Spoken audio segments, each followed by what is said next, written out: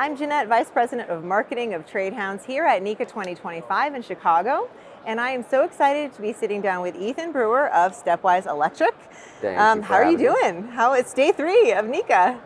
Tired, thankful. I came up as an electrician in the middle of Kansas, so you heard about NECA conferences, but actually being an exhibitor at one after attending in San Diego, attending in Philadelphia, it's a dream come true. It's pretty cool. This is your first time?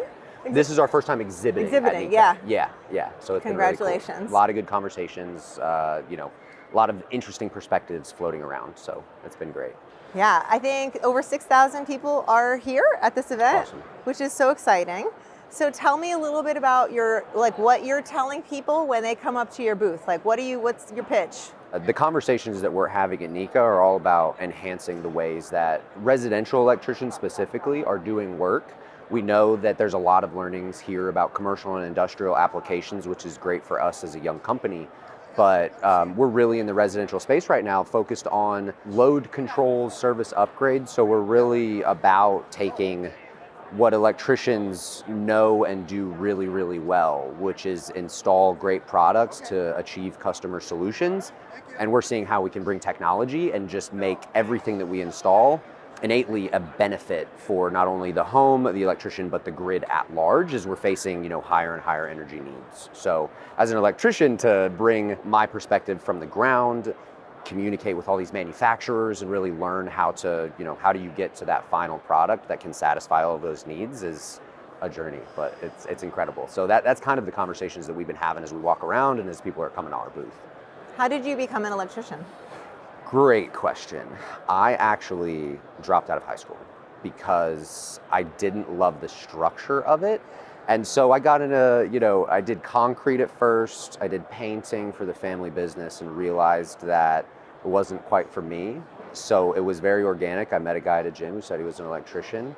An uncle of mine said, hey, electrical's getting pretty big. So I kind of stumbled into it, started as, an unindentured apprentice essentially as a construction worker, and just got in at a refinery, IBEW Local 661 out of Hutchinson, Kansas. So went through that schooling, cut my teeth in those facilities, a very industrial town I grew up in. And then really just by staying curious, that job in Kansas took me to New England. I moved to New England. I traveled to tons of states all over the US, auditing power generation plants. So I feel very privileged to have jumped around and seen a lot of different industries. I've worked with NextEra Energy, started my own business, now founded this company manufacturing equipment. So I feel very fortunate to have been able to jump at each of those intersections and follow my curiosity just because I got the license, so just the opportunities are endless.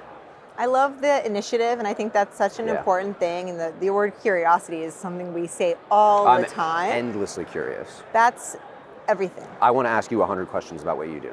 I love that, but that's so important. Yeah. So at Trade Hounds, we have a lot of younger people coming into the industry, Yes. and they're asking, how do I do this? How do I get into it? We talk a lot about recruiting young people, making them aware of the electrical industry as an option for them. Yeah. And I think that's probably the best tip, just to be curious. Oh my God. But if you were to share a message with the Trade Hounds users out there that are watching, who maybe are listening to your story, they're listening to how you're able to go from this and that's a career path, because I think a lot of them are I don't even know what a career path is and what that looks like. Yeah, and it's so undefined. Well, and I think that's also kind of cool, that you can do, you can go from being an electrician to doing what you're doing now. And so talk a little bit about how what you learned as an electrician is something you've been able to apply to the role that you have now, so that people who are considering, do I want to do this now? Do I want to do this forever? What else can you do with that expertise? Now you're able to do this not completely different job, but kind of. Oh, completely different. I mean, as electricians, we're used to taking a product off the shelf, putting it in, and if it doesn't work, you're going to hear about it. I'm going to call you. So getting it to that point, all of the mess ups that have to happen to get to the final product, there's a lot of differences. But the thing that, because you asked if I'm speaking direct to the Trades Hound audience, and what I hear all the time, it's the easiest answer, what would I tell them? I think there's a lot of electricians who, or tradespeople generally, right, who get their licensing as a means of controlling their destiny. And what I mean by that is I decided to go into the trades because I did not want to be saddled with debt.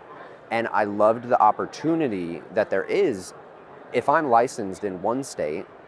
So I got my license in Kansas. I transferred that to Rhode Island. I can now so that license is with me forever. So I control my own destiny. And to me, that is, I can go and work for a shop. If I lose interest, I can go work for an industrial controls. I can go into motors. It's really a la carte. There's so much work and so much opportunity that just for going to work for an employer, your expertise can be great on the field. It can also be great coming and giving that subject matter expertise to any one of these companies here, because there's a lot of people who are here that are not tradespeople. And in this world, the more authenticity and the more people can tell you've thought about them and you're bringing that to them at the end, right? Like you serving them up a plate of just a home cooked meal for them. There's no better feeling. And so just taking that ownership of your destiny, your subject matter expertise that we naturally have, and applying that wherever you go and staying curious, and doors will open. I got a GED, so in a lot of ways I didn't have the accolades or the titles that should merit me being in some rooms, but again, just showing up, knowing what I know, and being willing to not know some things has taken me down this path. And I think that's possible for any tradesperson ever. They can work for Mitsubishi in the HVAC world. Mitsubishi also does a lot of other things in energy, as an example, so it's very interesting. And now you're at Stepwise. Yes, one of the co-founders at Stepwise. So how did you co-found this company? How did that happen? And this just goes back to your question there. How do you make these jumps? How does this happen? How this transition happened for me was, it all started in a power plant where a colleague of mine left, went to go get her MBA. Flash, years later, I'm running my own installation company.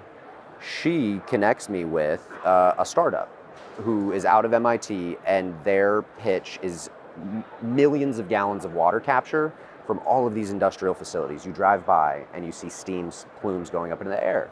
To someone, they paid for that to be treated. So this company innovated and said, let us save you millions of gallons of water every single year and save you money. So I advised them as just a contractor, because again, they're very smart engineers at MIT. They're capable. Getting to how do I apply this at a contractor level?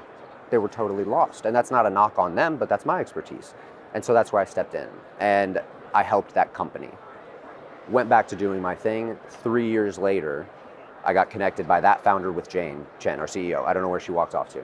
But Jane was working in the charger space. I was focused on home automation and chargers. So again, just a natural conversation. We start talking. She doesn't know about my world. I educate her. She tells me about her world.